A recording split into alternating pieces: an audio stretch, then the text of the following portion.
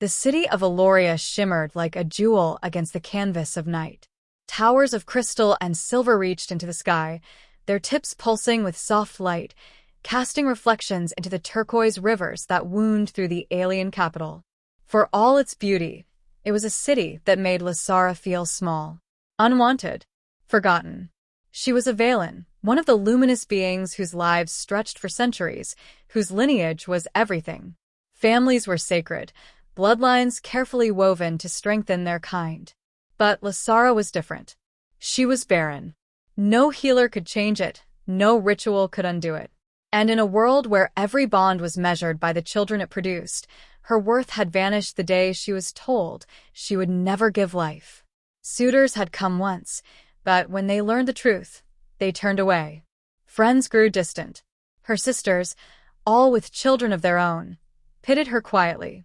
No one said it aloud, but she felt it every time she walked through the shining streets. There goes the one who cannot give. She had resigned herself to silence and solitude, until the day she met him. The beginning, the human stranger. It was in the trade district that she first saw him, a human, tall and rugged, his dark hair tousled from travel, his hands calloused from work. He was nothing like the graceful, glowing Valens around him. He stood out, yet somehow carried himself without shame. Lasara was on an errand, buying crystal herbs for her sister's newborn, when she noticed the merchants eyeing him with thinly veiled suspicion. Humans were rare here, considered weak and impulsive. But he didn't flinch under their stares. He bartered for supplies, smiled easily when refused, and moved on as though their judgment meant nothing. Their eyes met only once, but something in his gaze held steady warm.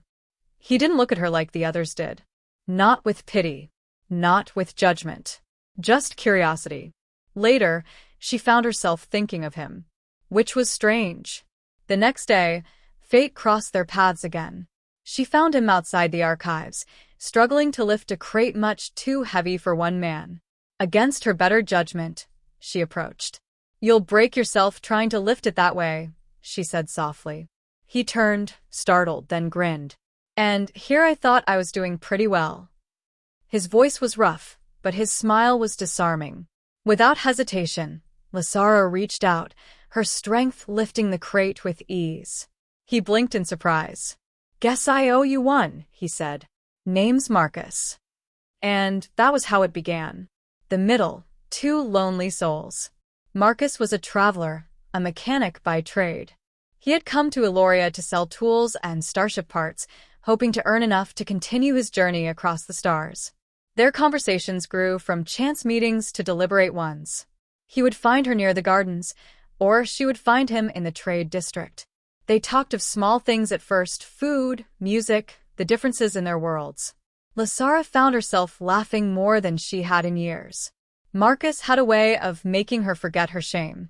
He spoke freely, without the careful layers of formality Valens always used. He teased, he joked, and he listened. Truly listened. One evening, as they walked through the glowing crystal gardens, Marcus asked quietly, "Why do you always look sad when others pass by?" Lasara hesitated. No one had ever asked so directly. But something in his steady gaze broke her walls. "Because I cannot give them what they value most," she whispered. "I cannot have children. No one wants a family with me." Marcus was silent for a long moment. She braced herself for the look she always received: pity, or discomfort, or dismissal. But instead, he simply said, "Then they're fools." She blinked.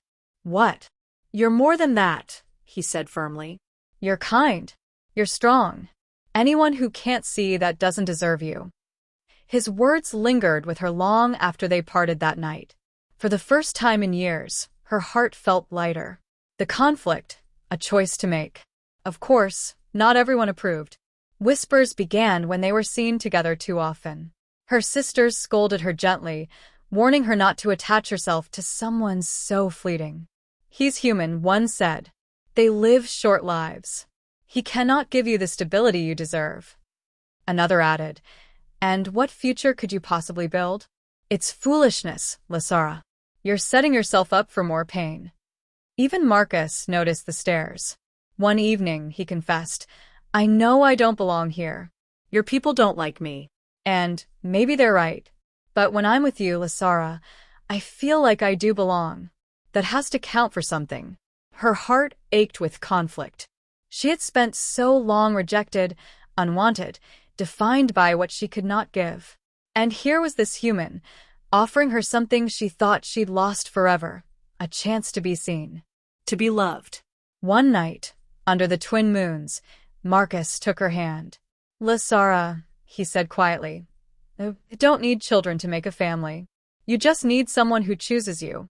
And I choose you." Her breath caught. No one had ever spoken to her like that. But before she could answer, voices interrupted. Her sisters, standing at the garden's edge. They had followed her. "Lysara," they cried, horrified. "What are you doing? He's human. This is a disgrace." The shame she thought she had buried returned like a storm. She pulled her hand away, retreating into silence. Marcus's eyes darkened, but he said nothing. The breaking point. Days passed in silence. She avoided him, torn between the fragile happiness he offered and the crushing weight of her people's judgment. But Marcus did not push. He continued his work, his presence steady, as though waiting for her to decide. Finally, she could bear it no longer. She found him at the edge of the city, preparing his small ship. "You're leaving," she said, her voice breaking. He looked up startled. "I thought maybe you didn't want me here anymore." Her throat tightened. "I don't know what I want. All my life, I've been told I am less. That without children, I am nothing. And now you come, offering me something I don't understand. A family without blood? A bond without heirs? How can that be real?" Marcus stepped closer, his voice low but steady. "Because family isn't just about children, Lysara. It's about choosing each other, standing by each other. I may not have much, but what I have, my life, my loyalty, my love, it's yours if you'll take it." Tears shimmered in her glowing eyes. "Even if I can never give you a child," she whispered. "Especially then," he said softly. "Because I'm not here for what you can give. I'm here for you. The ending, a new family." That night, Lysara made her choice. When dawn broke, the city watched in silence as she walked beside Marcus through the crystal streets.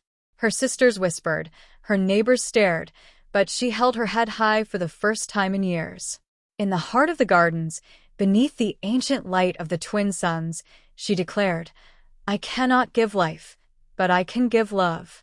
And I choose him." Gasps rippled through the crowd, but Marcus only smiled, taking her hand with pride.